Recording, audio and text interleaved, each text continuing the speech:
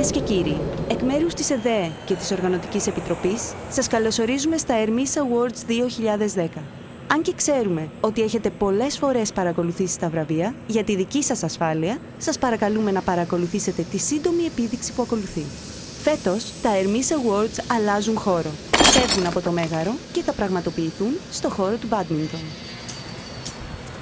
Εκτός από τις τελετές βράβευσης, θα υπάρξουν παράλληλες εκδηλώσεις. Μάθετε το πρόγραμμα στο hermesawards.gr και σας παρακαλούμε να μην ξεκινήσετε στο παραπέντε όπως τις προηγούμενες χρονιές. Για πρώτη φορά φέτος, όλοι οι τομείς της επικοινωνίας, Hermes Ad, Design, Web, Direct, Media, PR και Production βραβεύονται μαζί. Θα υπάρχουν 2 τελετές βράβευσης.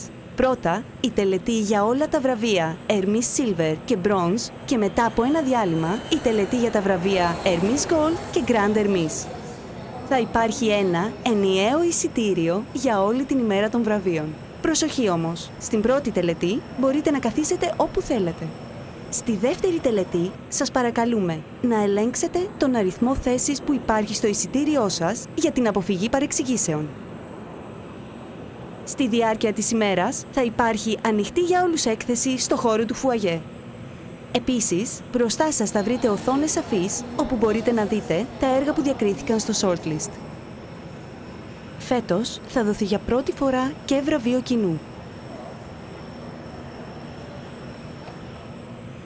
Τα Hermes Awards για πρώτη φορά εγκαινιάζουν τα Hermes Sessions. Θα μπορέσετε να παρακολουθήσετε ομιλίες από ξένους και Έλληνες επαγγελματίες της επικοινωνίας. Σε περίπτωση που ο διπλανός σας βραβευτεί, συγχαρείτε τον και εκφραστείτε ανάλογα.